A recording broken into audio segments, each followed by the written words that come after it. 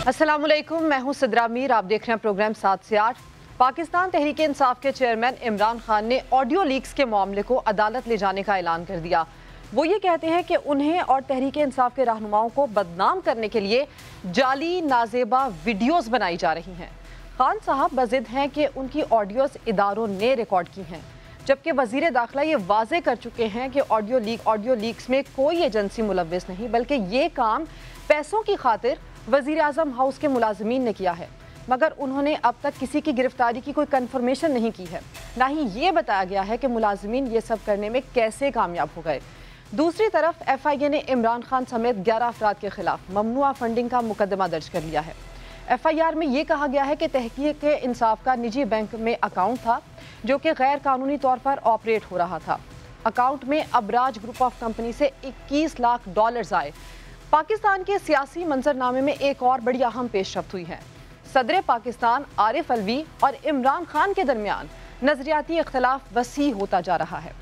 अमरीकी साजिश, फौज के न्यूट्रल होने से लेकर हुकूमत के साथ मुज़ाकरात पर सदर के ख्यालात इमरान खान की नफ़ी कर रहे हैं। आपको सुनवाते हैं कि सदर आरिफ अलवी क्या कह रहे हैं। इस अहम तरीन बयान के बाद इमरान खान के बयानिए को वो ठेस पहुंची है जो शायद अभी तक हुकूमत भी नहीं पहुंचा सकी थी। बिलाखिर सदर मुमलिकत को अपने बयान पर वजाहत देना पड़ी और ये कहना पड़ा कि उन्हें भी साजिश के बारे में शुबा है। उनके इंटरव्यू को सियाको सबाक से हटकर पेश किया गया।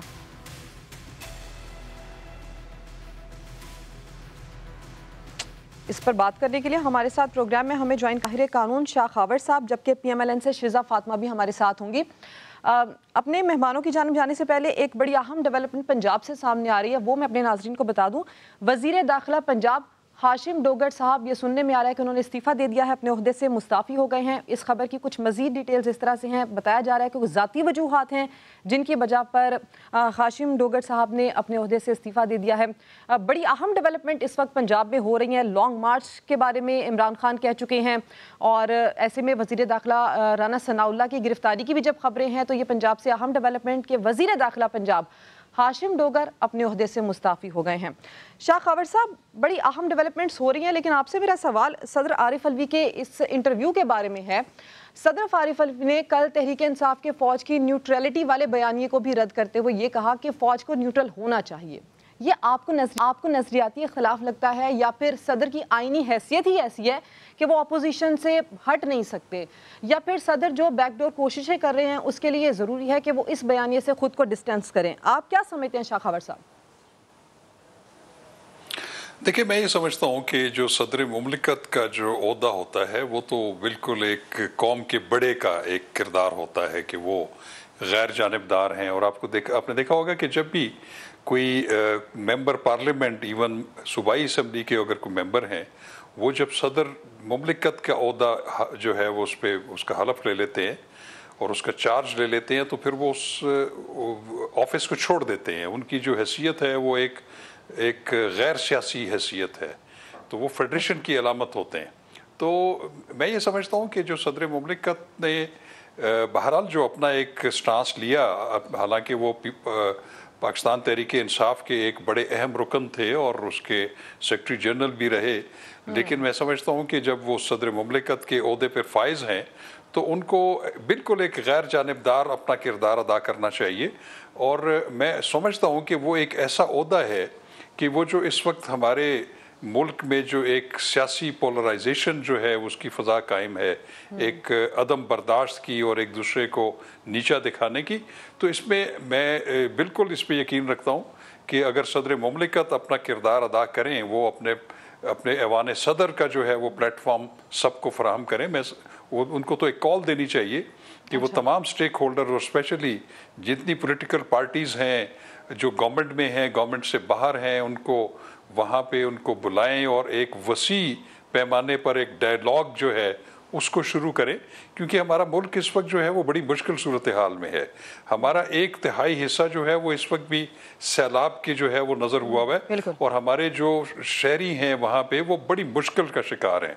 मैं नहीं समझता कि हम इस वक्त, और माशी लिहाज से भी हम बहुत ज़्यादा پیچھے جا چکے ہیں۔ آپ یہ کہہ رہے ہیں کہ نیشنل ڈائیلاگ ہونا اس وقت کی ضرورت ہے، قومی یکجہتی کی بھی ضرورت ہے۔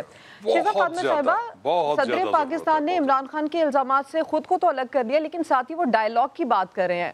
آپ یہ ہمیں بتائیں کہ حکومت سے کون کون صدر سے رابطے میں ہے اور کون سے ایسے پوائنٹس ہیں جو ڈائیلاگ کا حصہ ہو سکتے ہیں یا رابطہ ہو سکتا ہے؟ بسم اللہ الرحمن الرحیم۔ دیکھیں، جہاں تک صدر مملکت کی بات ہے، صدر مملکت صاحب نے بالکل شاہ خاور صاحب نے صحیح فرمایا کہ ان کا جو ایک رتبہ ہوتا ہے، ایک پریزیڈنٹ کا رول جو ہوتا ہے وہ فیڈریشن کا ہیڈ ہوتا ہے، اینڈ اٹس کمپلیٹلی ایک نان پولیٹیکل، غیر سیاسی ہو کے جو ہے وہ نبھانا ہوتا ہے۔ مگر بدقسمتی ہماری یہ ہے کہ ہم نے ماضی میں یہ دیکھا کہ جب ووٹ آف نو کانفیڈنس ہوا تو صدر مملکت صاحب نے پارلیمنٹ، ایک منتخب پارلیمنٹ کو ایک with a stroke of a pen انہوں نے جو ہے وہ ڈیزالو کرنے کی کوشش کی، اور پارلیمنٹ جو ہے وہ ڈیزالو کر دی چند گھنٹوں کے لیے، جب تک کورٹ نے جو ہے وہ سو موٹو لے کے جو ہے وہ صدر صاحب کے جو یہ قدم تھا اس کو غیر آئینی قرار دیا، اس کو آئین شکنی کی مد میں بلکہ کہا گیا۔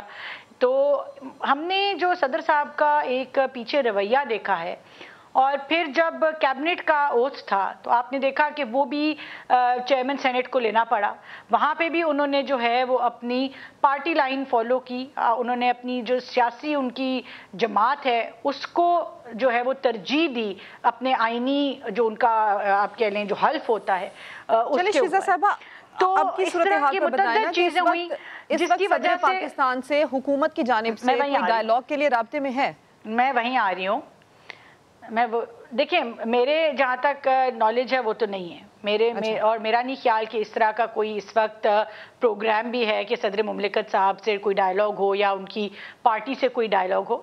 پارلیمنٹ ایک اوپن فورم ہے، اپنی مرضی سے استعفیٰ دے کے گئے تھے، کچھ کا استعفیٰ ایکسیپٹ ہو گیا ہے، بائی الیکشن ہو جائے گا، جن کا نہیں ہوا وہ واپس آ سکتے ہیں، نہ جاتے ہیں استعفے کی جو ہے وہ اس کو جب اسپیکر نے بلایا کہ آ کے ویریفائی کریں تو وہ بھی نہیں کرنے جاتے، باہر بیٹھ کے جب استعفے ایکسیپٹ ہوتے ہیں تو اس کے اوپر کورٹ چلے جاتے ہیں۔ دیکھیں، اگر آپ چوز کرنا پڑے گا، آپ نے استعفیٰ دیا یا نہیں دیا ہے تو آ کے ایکسیپٹ کر لے، نہیں دیا تو پارلیمنٹ میں آ کے بیٹھ جائیں، ایک فورم ہمارے پاس اویلیبل ہے، ہماری عوام ہمیں منتخب کرتی ہے۔ لیکن وہ تو صدر صاحب کہہ رہے ہیں کہ خان صاحب کا ایک جذباتی اقدام تھا، یہ کوئی بچوں والی بات ہے نا۔ ہارون رشید صاحب بھی جوائن کر چکے ہیں۔ ہارون رشید صاحب، میں اس سے پہلے کہ عارف الوی صاحب کے انٹرویو پر آپ سے بات کروں، پنجاب میں ایک بڑی اہم ڈیولپمنٹ ہو چکی ہے، وزیر داخلہ پنجاب ہاشم ڈوگر صاحب نے عہدے سے استعفیٰ دے رہے ہیں، وہ تو ذاتی وجوہات کہہ رہے ہیں، لیکن پی ٹی آئی نے کافی پریشرائز ان کو کر رکھا تھا، ان کے خلاف ٹرینڈ چلائے گئے تھے، ان کو نیوٹرلز کا آدمی کہا گیا تھا، اس کے ساتھ پتہ نہیں کیا کیا کہا گیا تھا۔ آپ کو لگتا ہے کہ ذاتی وجوہات کی بنا پر ہی ان ٹائمنگز میں انہوں نے استعفیٰ دیا ہے؟ مجھ سے پوچھ رہے ہیں آپ؟ جی ہارون رشید صاحب، مجھے معلوم نہیں ہے میں نے ڈوگر صاحب کے معاملے کا کیا ہے، میں نے اس پہ نہ کوئی چیز پڑھی ہے نہ غور کیا ہے، لیکن بات یہ ہے کہ کوہیژن تو نہیں ہے اور کوہیژن ہو بھی نہیں سکتا۔ دیر آر انڈیویجولز جن کے اپنے رجحانات ہیں، چیف منسٹر کے اپنے پرابلمز ہیں، چیف منسٹر جو ہیں وہ ظاہر ہے اسٹیبلشمنٹ کی رائے کو اہمیت دیں گے، اور یہ اب یہ تو شروع سے معلوم ہی تھا کہ اگر ایسی کوئی صورتحال پیدا ہوئی تو ظاہر ہے کہ وہ چودھری پرویز الہی اور چودھری خاندان کا تو مستقل تعلق اسٹیبلشمنٹ سے ہے، اگر کوئی ایجیٹیشن ہوگا تو وہ ان کے ساتھ تو نہیں جائیں گے، وہ تو اپنے سیاسی مستقبل کی فکر کریں گے، اور ویسے بھی جو ہے کوئی کوہیژن نہیں ہے۔ ڈوگر صاحب کا معاملہ پرٹیکولرلی مجھے معلوم نہیں ہے، میرا تاثر یہی ہے کہ وہ اس کا حصہ ٹیم کا نہیں بن سکے، وجوہات کیا ہیں یہ مجھے معلوم ہے۔ اچھا ہارون رشید صاحب، عارف الوی صاحب کا انٹرویو آپ نے دیکھا سنا ہوگا، انہوں نے انٹرویو دیا اور امریکی سازش کا بیانیہ انہوں نے یکسر مسترد کر دیا، فوج کے غیر جانبدارانہ رویے کا کردار پر بھی انہوں نے زور دیا اور مل بیٹھنے کی انہوں نے بات کی، انہوں نے یہ بھی کہا کہ خان صاحب کے موقف کے بالکل برعکس وہ اپنا موقف رکھتے ہیں۔ اگر صدر نے یہ وضاحت دی ہے کہ انہیں سازش کے بارے میں شبہ ہے، لیکن ان کا موقف انٹرویو میں واضح تھا، جو صدر صاحب نے کل تک کابینہ حلف نہیں لیتی تب تک انہوں نے یہ موقف دیا تھا، آپ یہ بتائیں کہ یہ اس طرح کی اچانک تبدیلی کیسے آ گئی؟ یہ صدر عارف الوی صاحب کا نظریہ اچانک کیسے تبدیل ہو گیا؟ دیکھیے، ایک تو مجھے آپ سے اتفاق نہیں ہے کہ انہیں یکسر مسترد کر دیا، اور وہ بالکل یکسر एक दूसरी ही राय है उनकी। देखिए, दो ऑप्शन नहीं, उन्होंने ये वाज़ेह अल्फाज में कहा ना कि वो साजिश के बयानिए से कायल नहीं है। अल्फाज में नहीं कहा, अल्फाज में नहीं कहा। उन्होंने जो यहाँ कहा है कि साजिश नहीं है, तहकीकात होनी चाहिए। अगर साजिश नहीं है तो तहकीकात किस चीज़ की होनी चाहिए? वो एक सफारती डिप्लोमेटिक लैंग्वेज में वो ये कह रहे हैं, तो एक दरमियानी रास्ता उन्होंने इख्तियार किया। अब इसकी दो वजूहात हो सकते हैं। एक तो ये है कि वो नेक नीति से ये समझते हैं और उन्हें समझाया गया है बल्कि कि ये कशीदगी जो है ये बड़ी तबाहकुन होगी जमहूरियत के लिए, और स्टेबल जमहूरियत से तो खैर किसी को क्या दिलचस्पी है, स्टेबिलिटी नहीं रहेगी। जब इनस्टेबल हो जाएगा मुल्क तो इकानमी तबाह हो जाएगी। और ये बिल्कुल वाज़ेह है उनके, ये पहला मौका नहीं है उन्होंने जैसी बात की, वो मसालियत की कोशिश कर रहे हैं। और मसालियत कुनिंदा के लिए ज़रूरी होता है कि वो गैर जानबदार नजर आए, इसलिए उन्होंने ये भी कहा कि मैं सिर्फ पार्टी से मेरा ताल्लुक नहीं है। अगरचे उन्होंने कहा कि वो मेरा माजी है और शानदार माजी है, लेकिन मेरा एक तो बात वजह ये हो सकती है जी, दूसरी वजह ये हो सकती है मैंने कोशिश की उनसे बात करने की, लेकिन कोई राब्ता हो नहीं सका। अगर उनसे बात हो जाती तो मैं क्लियर होता। वो अपना ये है कि वो डिस्टेंस कर रहे हैं अपने मुस्तकबिल के नुक्ता नजर से। मैं इसको रूल आउट नहीं करता, लेकिन इसका पता उनके अमल से चलेगा, गुफ्तगू से नहीं। अगले चंद दिनों में वाज़ेह हो जाएगा। और वैसे भी मतलब वो खुद बोले या न बोले और कोई काम करें या न करें, इत्तलात छिन छिन कर आ जाती हैं और पता चल जाता है कि क्या वो डिस्टेंस कर रहे हैं, अपना सियासी मुस्तकबिल अलग देख रहे हैं। मुझे इसमें शुबा है, मेरा ये ख्याल है तो मसालियत की कोशिश कर रहे हैं। और इसके लिए मेरा तासुर ये है, और इसके लिए वो अपने आप को गैर जानबदार एक हैसियत अपनी इस्टेब्लिश कर रहे हैं। मैं एक बात आपको बताता हूँ, सदर बनने से पहले मेरी उनसे बात हुई, पुराना मेरा उनसे ताल्लुक है। उन्होंने मुझे कहा कि यार सदर के तो कोई इख्तियारात ही नहीं है। मैंने कहा इख्तियारात नहीं होते, पोजीशन होती है, अपॉर्चुनिटीज होती हैं। इख्तियारात क्या चीज होते हैं दुनिया में? अगर आप ये सफारतकार हैं, उनसे राब्ता करें, सूबों से राब्ता रखें, अपोजिशन के साथ राब्ता रखें, तो आप एक रोल प्ले कर सकते हैं। अब गालिबन इस्टेब्लिशमेंट ने उन्हें अप्रोच किया है कि वो ये रोल प्ले करें। मेरा ख्याल है उनके इंटरव्यू को मिस इंटरप्रेट कर रहे हैं, उनके हामी भी उनके मुखालिफ भी। अच्छा हारून रशीद साहब, मुझे ज़रा ऑडियो लीक्स वाले मामले पे भी आपसे बात करनी है। हुकूमत ने ये दावा किया है कि ऑडियो लीक्स के जो किरदार हैं उनका तयन कर लिया गया और ये इनफरादी अमल था, ये कोई साजिश किसी एजेंसी की तरफ से नहीं थी, ये एक इनफरादी अमल था।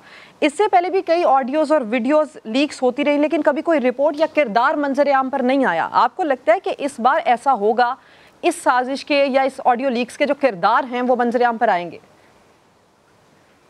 देखिए, अगर तो कोई नेक नियति से लाना चाहे तो ये ईसाई कोई मामूली एजेंसी नहीं है, ये दुनिया की बेहतरीन एजेंसियों में से एक है। और हुकूमतों के बदलने के बावजूद बहुत सी हुकूमतें आई गई, उससे नुकसान पहुंचा और तरजीहात बदलती रही, लेकिन अब भी इसकी इतनी कैपेसिटी है कि ये मालूम कर सकती है। करना चाहते हैं ये नहीं, ये मुझे नहीं मालूम, अगर करना चाहें तो वो मालूम कर सकते हैं। अब ये इस मरहले पे जजमेंट नहीं दी जा सकती कि ये कोई हैकर है या कोई एजेंसी है या कोई अंदर से कोई आगे बिगड़ गया। मुझे ऐसे वाकयात का पता है, ये सही तो नहीं कि आईबी के कई वाकयात का मुझे पता है कि किसी आदमी ने कोई चीज टेप की किसी पॉलिटिकल लीडर की या मजहबी लीडर की और वो उसको टेम्पटेशन हुई और उसके मुखालिफिन तक पहुंचा दी। ये सिर्फ हमें जिस अच्छा हारून रशीद साहब, वजीर दाखिला साहब इसमें ये कह रहे हैं कि पीएम हाउस के अंदर ऑडियो डिवाइस नस्ब की गई थी जिसके जरिए मोबाइल्स की रिकॉर्डिंग हो रही थी और ये सारी ऑडियोस वहीं से रिकॉर्ड हो रही थी और अमला मुलव्विस था इसमें पीएम हाउस का। ये कैसे मुमकिन हो सकता है कि इतने अरसे तक वहां पर एक ऑडियो डिवाइस लगी रही हो, किसको कोई इल्म ना हुआ इस बारे में? बिला नागा आईबी का अमला जाता था और डीबगिंग करता था हर रोज बिला नागा, और जनरल साहब ने कहा उनसे कि भाई आप इसका ख्याल रखें। मैंने भी कहा खान साहब से इसका ख्याल रखें, मैसेज भी भेजा उन्हें, और लोग भी मौजूद हैं, एक्सपर्ट्स मौजूद हैं अदर देन गवर्नमेंट, रिटायर्ड सरकारी अफसर हैं, दूसरे लोग हैं जो इसका कर सकते थे। इनकी अपनी बेहतियाती है और ये तो भुट्टो साहब के जमाने से चला आ रहा है, ये कोई आज के जमाने में मुश्किल है मालूम करना, लेकिन हम जजमेंट नहीं दे सकते। हैकर है, एजेंसी है तो कौन सी एजेंसी है, और मुलव्वस है सरकारी मुलाजम तो वो हो सकते हैं, मतलब वो इक्विपमेंट ले जाते हो जब वहां से जाते हो और जब आप वापस आते हो तो फिर ले आते हो अपने साथ। ये आज की दुनिया में बहुत आसान हो गया है। वो तो जीएचक्यू का इस वक्त मौका नहीं है, कभी मैं आपको बताऊंगा چلے ہارون رشید صاحب کہا کہ آپ کا تجزیہ، آپ کا تبصرہ آ گیا ہمارے پاس. شاہ خور صاحب، وزیر داخلہ آڈیو لیکس کے معاملے پر یہ کہہ رہے ہیں کہ یہ انفرادی معاملہ ہے، اس میں ملکی یا غیر ملکی ایجنسی ملوث نہیں ہے. پی ایم ہاؤس کے عملے نے پیسوں کی لالچ کے لیے کام کیا ہے. آپ کو لگتا ہے کہ یہ ایک انفرادی معاملہ تھا اور ان لوگوں کی اتنی کیپیسٹی تھی کہ وہ سیکیورٹی کو بریچ کرتے ہوئے یہ کام اتنی آسانی سے کر لیں؟ دیکھیے، بڑا یہ پیچیدہ مسئلہ ہے. میں نہیں سمجھتا کہ یہ اتنا آسان کام ہے کہ جو وزیر اعظم ہاؤس کا جو عملہ ہے ان میں سے کسی نے یہ کام کیا اور ادھر ڈیوائس لگائی رکھی. ابھی ہارون رشید صاحب جو فرما رہے تھے، وہاں پہ بہت ساری آپ کی جو ایجنسیز ہیں وہاں پہ وہ کام کر رہی ہوتی ہیں، ڈی بگنگ کر رہی ہوتی ہیں. وہاں پہ اسپیشل برانچ جو ہے پولیس کا، ان کا عملہ جو ہے مستقلاً وہاں پہ تعینات ہوتا ہے. پھر انٹیلیجنس بیورو وہ بھی وقتاً فوقتاً جو ہے وہ تمام چیزوں کی اسکریننگ کرتی رہتی ہے. تو میں یہ سمجھتا ہوں کہ اس کے اوپر باقاعدہ ایک تحقیق ہونی چاہیے اور لوگوں کے سامنے سچ سامنے آنا چاہیے. اس کی وجہ یہ ہے کہ اگر ہمارا وزیر اعظم ہاؤس اور صدر ایوان صدر یا اگر ہمارے دوسرے جو اہم جو ایسی تنصیبات ہیں یا ایسے اداروں کے دفاتر ہیں، اگر ان کے اوپر اگر اس طرح کے سوالیہ نشانات اٹھنا شروع ہو گئے کہ وہاں پہ ہونے والی گفتگو جو ہے اس کو ایک ملازم جو ہے وہ ہیک کر سکتا ہے، تو یہ میں سمجھتا ہوں کہ ایک اچھا میسج نہیں جائے گا پوری دنیا میں. اس کی وجہ یہ ہے کہ وزیر اعظم ہاؤس میں، ایوان صدر میں اور بہت ساری ایسی جگہوں پہ جہاں پہ حساس قسم کی گفتگو ہوتی ہے، جہاں پہ فورن ڈیلیگیٹس آتے ہیں، آپ کے دوست ممالک جو ہیں ان کے سربراہان آتے ہیں، وہاں پہ کچھ ایسی گفتگو ہوتی ہے جو کہ بڑی حساس نوعیت کی ہوتی ہے، جس سے یہ شائبہ نہیں ہونا چاہیے کہ وہ کوئی اور اس کو ہیک کر لے اور اس کو اس طرح جو ہے وہ پھر منظر عام پر لے آئے. تو میں سمجھتا ہوں کہ یہ کوئی اتنا سمپل مسئلہ نہیں ہے. اس کے متعلق پوری ایک تحقیق ہو اور جو ذمہ داران ہیں ان کو سامنے لایا جائے اور ان کو جو ہے وہ قانون کے شیزا سے یہ پوچھوں گی. شیزا فاطمہ، یہ بتائیں کہ اب جس طرح سے وزیر داخلہ بھی کہہ رہے ہیں کہ یہ معاملہ تقریباً حل ہو گیا ہے آڈیو لیکس والا، کیا کوئی گرفتاری ہوئی ہے، نشاندہی ہوئی ہے، یہ عمل کہاں تک پہنچا ہے؟ اگر کوئی گرفتاری ہوئی ہے تو اس کی کوئی کنفرمیشن دیں گی آپ؟ دیکھیں، میرے علم میں ذاتی طور پہ تو نہیں ہے کہ کوئی گرفتاری ہوئی ہے، لیکن کارروائی یقیناً چل رہی ہے. اور جہاں تک یہ آڈیو لیکس کے معاملے کی بات ہے، دیکھیں بات یہ ہے کہ چاہے وہ پی ایم ہاؤس تھا یا وہ پی ایم آفس تھا، انہوں نے اس کو ایک مذاق بنا کے رکھا ہوا تھا. جس صحافی کا دل چاہتا تھا، جس ٹک ٹاکر کا دل چاہتا تھا، جو تماشے ان دفتروں میں لگائے گئے، جس طرح ان جو یہ دفاتر ہیں ان کی سینکٹیٹی جو ہے وہ تو انہوں نے رہنے کوئی نہیں دی. تو جب اس طرح کی آپ حرکتیں کریں گے، کوئی پی ایم ہاؤس کے ٹب میں بیٹھا ہوا ہے، کوئی پی ایم آفس کی آگے عجیب و غریب حرکتیں کرتے ہوئی خواتین جو ہیں وہ ویڈیوز بنا رہی ہیں اپنی ٹک ٹاکس کے لیے، شہرت کے لیے، اس طرح کے لوگ آپ نے ہائر کیے ہوئے ہیں. سارا فوکس آپ نے ساری سیاسی بھرتیاں کی اپنے سوشل میڈیا، سرکاری سوشل میڈیا، سرکاری اداروں کے اندر. جب آپ سیاسی بچوں کو لا کے بٹھائیں گے تو آپ کس طرح سے پھر انشور کر سکتے ہیں یا کس طرح سے آپ اس کو سچویشن کو جو ہے وہ کنٹرول کر سکتے ہیں؟ اچھا کون ریکارڈ کرتا ہے، حکومتی فائنڈنگز اب تک کیا ہیں؟ اب تک جو تحقیقات ہو رہی ہیں، رانا ثناء اللہ صاحب چونکہ خود یہ کہہ چکے ہیں کہ پیسوں کی لالچ کی خاطر یہ آڈیو لیکس کی گئیں، جس عملے نے یہ لیکس کی ہیں. کیا فائنڈنگز ہے اب تک کی کہ اگر یہ پیسوں کی خاطر کیا بھی ہے کام تو یہ ڈیٹا کہاں سے پیسے لے کر کہاں پر بیچا گیا، کسی ڈارک ویب سائٹ پر بیچا گیا، کہاں سے یہ فنڈنگ ہوئی، کہاں سے یہ پیسے ملے؟ کچھ تو تحقیقات ابھی تک سامنے آئی ہوں گی نا؟ دیکھیں، میں پھر ریپیٹ کرتی ہوں کہ یہ انٹیریئر منسٹری کا دائرہ کار ہے اور اس کی تفصیلات جو ہیں وہ ابھی تک اس کی کوئی ایز سچ اگر آپ کہیں کہ بریفنگ ہے تو وہ بریفنگ کسی کے پاس نہیں ہے. وہ تحقیقات جاری ہیں اور بالکل سارے انٹرنیٹ کے اوپر جو ہے وہ ہیک بھی ہوتی ہیں چیزیں. اس وقت ڈیٹا جو ہے وہ سب سے بڑا ایسٹ ہے. ڈیٹا بریچز ہوتے ہیں، ڈیٹا تھیفٹس ہوتی ہیں. بڑی بڑی آرگنائزیشنز جو ہیں وہ ڈیٹا کی بنیاد پہ $بلین کمپنیز چلا رہی ہیں. تو یہ کوئی اتنا مشکل کام نہیں ہے کہ اس کو بیچنا یا پیسہ کہاں سے آیا، لوگ دینے کو بھی تیار ہوتے ہیں. تو اگر یہ جو ڈیٹا تھیفٹ ہوا ہے، اگر یہ کسی ہیکر کا کام ہے تو اس کی کارروائی الگ ہے، لیکن بات وہیں پہ آتی ہے کہ ہیکر بھی کس طرح، یعنی کہ ابھی بھی یہ اگر مگر کی بات ہے کہ کسی ہیکر نے یہ ڈیٹا لیک کیا ہے یا پی ایم ہاؤس کے عملے نے لیک کیا ہے. شاہ خور صاحب ہمارے ساتھ ہیں، شیزا فاطمہ ہمارے ساتھ ہیں. پروگرام میں وقت ہے ایک بریک کا، بریک کے بعد واپس سے بات کرتی ہوں. प्रोग्राम में एक बार फिर से खुशामदीद। शिजा फातिमा और शाह खबर साहब प्रोग्राम में हमारे साथ हैं। FIA ने इमरान खान समेत 11 अफराद के खिलाफ ममनुआ फंडिंग का मुकदमा दर्ज कर लिया है। फ्रॉड, जालसाजी और फॉरेन एक्सचेंज एक्ट की खिलाफ वर्जी की दफात इसमें लगाई गई हैं। शाह खबर साहब, आप इलेक्शन कमीशन में ममनुआ फंडिंग केस में PTI की पैरवी भी कर रहे हैं, कैसे देखते हैं इस सारे मामले को? देखिए, मैंने ये बिल्कुल देखा है FIR जो 2 काटी गई हैं, एक लाहौर में और एक इस्लामाबाद में, कॉर्पोरेट बैंकिंग सर्कल FIA ने काटी है।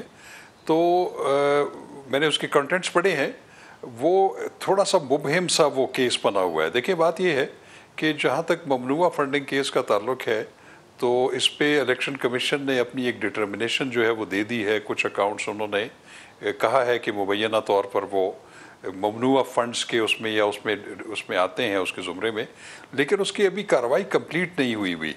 उसमें जो इलेक्शन कमीशन ऑफ पाकिस्तान है, जब वो ऐसी डिटर्मिनेशन करता है तो फिर वो जो उनके मुताबिक ममनुआ फ़ंड हैं मुबैना तौर पर, उसके बारे में एक शो कॉज नोटिस उन्होंने पाकिस्तान तहरीक इंसाफ को दिया हुआ है, इजहार वजूह का नोटिस।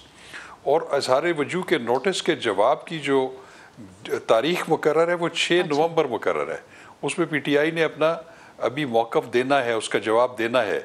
उस जवाब के बाद जो है वो फिर उस पर हतमी फ़ैसला जो है वो इलेक्शन कमीशन ऑफ पाकिस्तान ने करना है। तो मैं समझता हूँ कि ये जो कार्रवाई है ये अभी प्री मैच्योर है। अभी उनको अपनी फ़ाइनल जो जजमेंट्स है या जो भी डिटर्मिनेशन है या जो भी उन्होंने उस पे अपना एक फाइनल जो है वो अपना एक मौक़िफ़ जो है वो देना है, वो अभी बाकी है। अच्छा। तो उससे पहले अगर आप ये कहें कि वो बयान हल्फी जाली था या PTI ने जरदारी साहब के खिलाफ भी तोशाखाना से गाड़ियां लेने के इल्जाम में नाहली का रेफरेंस स्पीकर को भेज दिया है। अगर स्पीकर इस पर एक्शन नहीं लेता तो क्या कोई और ऑप्शन भी है? देखिए, बात यह है कि फिर तो एक किसी भी पार्लियामेंटेरियन के ख़िलाफ़ जो है, जैसे कि आसफ जरदारी साहब के ख़िलाफ़ अगर कोई उन्होंने सबूत के तहत कोई ऐसा केस बनाया है कि स्पीकर जो है उसको आर्टिकल 63 के सब आर्टिकल 2(3) के तहत रेफरेंस अगर वो बनता है इलेक्शन कमीशन को, अगर वो देखेंगे कि वाकई उसमें वो सारी रिक्वायरमेंट्स पूरी हैं, तो वो उसको भेज भी सकते हैं, जिस तरह कि उन्होंने इमरान खान साहब के ख़िलाफ़ भेजा है। तो अभी देखना ये है कि स्पीकर उस पर अपनी क्या जो है वो रूलिंग देते हैं, क्या फ़ैसला देते हैं। क्योंकि जब स्पीकर ये मुनासिब समझेंगे तभी वो इलेक्शन कमीशन को वो रेफरेंस भेज सकते हैं। तो अभी मुझे कोई ऐसी उसकी तफसीलात पता नहीं है कि वो जो स्पीकर के पास जो आसफ अली जरदारी साहब के ख़िलाफ़ जो मवाद है, क्या वो जो है वो तकाज़े पूरे करता है कि आर्टिकल 63, 2 और 3 के तहत जो है वो रेफरेंस इलेक्शन कमीशन को भेजा जाए या ना भेजा जाए। ठीक, शाह खबर साहब आपका मौक़िफ़ आ गया। शिजा फातिमा साहबा, ये पंजाब में जो हो रहा है, पंजाब हुकूमत के हवाले से मुस्लिम लीग नून के रहनुमाओं का ये दावा है कि तब्दीली अगले माह तक आ जाएगी। कैसे आएगी ये तब्दीली? क्या तरीका कार इख्तियार किया जा रहा है इस बार तब्दीली के लिए? क्योंकि जो मुनहरिफ अरकान साथ होंगे तब भी उनका वोट काउंट नहीं होगा, क्योंकि इसके ऊपर सुप्रीम कोर्ट का एक फैसला आ चुका है। तो किस तरह से ये तब्दीली आएगी? देखिए, बात यह है कि रन ऑफ इलेक्शन होता है, जब वोट ऑफ नो कॉन्फिडेंस भी होता है या वोट ऑफ कॉन्फिडेंस होता है, उसके लिए रन ऑफ इलेक्शन होता है। तो उसमें कोई मेरे ख्याल से कि उस तरह की कदगन नहीं है। लीगल तरीके हमेशा से मौजूद होते हैं। रेस्ट अशोर्ड हम कोई अल्ट्रा कॉन्स्टिट्यूशनल या एंटी कॉन्स्टिट्यूशनल जो है वो कोई इस तरह का स्टेप नहीं उठाएंगे। हमें जो कानून के दायरे में रहते हुए जितनी ऑप्शंस हमारे पास अवेलेबल हैं, हम उनको यकीनन यूटिलाइज़ करेंगे। और सुप्रीम कोर्ट जो है वो बिल्कुल काबिल एहतराम है उनके तमाम डिसीजंस, मगर आईन पाकिस्तान जो है उसके अंदर ये जो इस वक्त सिनारियो क्रिएटेड है, उसमें वोट ऑफ नो कॉन्फिडेंस में वोट काउंट होने की इसीलिए इजाज़त थी कि कल को आपका जो पार्टी लीडर है वो ज़हनी तौर पे जो है उसका तवाज़ुन ख़राब हो जाता है। अब क्या मजबूरी है कि आप उसको जो है आप उसके खिलाफ वोट नहीं कर सकते। एज एन इंडिविजुअल जो है वो इसीलिए आइन जो है वो इजाज़त देता था हर मेंबर को कि आप वोट डाल सकते हैं, और वोट डालने के बाद आपकी पार्टी आपको निकाल सकती है। कब तक है जो है तहरीके अदम एतमाद, कब तक आ सकती है? हफ्तों में आएगी, दिनों में आएगी, कब तक ये मुमकिन होगा? دیکھیں بات یہ ہے کہ تحریک یہ آپ کو پتہ ہے کہ حالات روز بروز بدلتے ہیں اور اس میں کوئی اس طرح کی فکس ٹائم لائنز کبھی بھی نہیں ہوتی.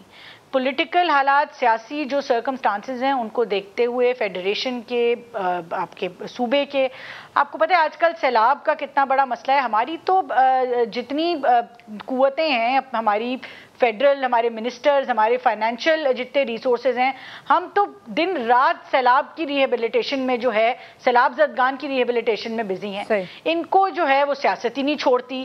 عمران خان صاحب جو ہیں وہ سیاست کے لیے لانگ مارچ کر رہے ہیں، کوشش کر رہے ہیں حکومت جیم ہو جائے. آپ کو ملک کی فکر ہے، نہ آپ کو سیلاب زدگان کی فکر ہے. ریڈ لائن جو ہے وہ صرف آپ ہیں، نہ پاکستان ہے، نہ آئین پاکستان ہے، نہ پاکستان کے لوگ ہیں. آپ اپنی ریڈ لائن آپ ہیں اور اپنے لیے، اپنی صرف نفس کے لیے، اپنے اقتدار کی ہوس کے اندر آپ چاہتے ہیں کہ اس موقع، اس حساس موقع پر جب ایک طرف سے ٹیررزم پھیل رہا ہے، وہ بھی آپ کے صوبہ جہاں آپ 10 سال سے حکمران ہیں، لا اینڈ آرڈر اس وقت جو ہے وہ ہماری پروونشل سبجیکٹ ہے، وہاں پہ کس طرح ٹیررزم واپس آ رہا ہے ہمارے سامنے ہے. باقی جو ساؤتھ سارا ہے وہ پنجاب پانی میں جو ہے وہ ڈوبا ہوا ہے. بلوچستان، سندھ، پنجاب کے علاقے پانی میں ڈوبے ہوئے ہیں. اور یہ محترم ہے کہ یہ لانگ مارچ اپنی سیاست، اپنی اقتدار، اپنے اس چیز کی ہوس میں لگے یعنی کہ آپ کا یہ کہنا ہے کہ حکومتی ترجیحات اس وقت دے شوڈ ڈیزالو. اگر ان کو سیاسی نہیں ہے، ان کو اگر الیکشن چاہتے ہیں تو یہ کل اپنی پنجاب اسمبلی ڈیزالو کرے، کے پی اسمبلی ڈیزالو کرے، ملک میں الیکشن اناؤنس ہو جائے گا. ان کو کون روک رہا ہے یہ کرنے سے؟ آپ ان سے پوچھیں، ان کو بلا کے کہ کریں، کل ڈیزالو کریں اور الیکشن بلا لیں. یہ ملک میں تماشا لگانا، ہر چیز جو ہے وہ ٹی وی، لیکن یہ تو دیکھنا ہوگا نا کہ پی ٹی آئی کا اگلا سٹیپ کیا ہوگا. شیزہ فاطمہ، آپ پروگرام میں ہمارے ساتھ تھیں. شاہ خاور صاحب، آپ نے بھی گفتگو کی، دونوں کا شکریہ. بلوچستان کے سیاسی منظرنامے میں اس وقت ایک بار پھر سے ایک ہلچل مچنے کو تیار ہے. سابق وزیر اعلیٰ بلوچستان جام کمال صاحب سے ہم گفتگو کریں گے، لیکن اس بریک کے بعد. ویلکم بیک جی. بلوچستان کی سیاست پر بات کریں گے. بلوچستان میں جمعیت علماء اسلام فے نے صوبائی حکومت کا حصہ بننے سے انکار کر دیا ہے.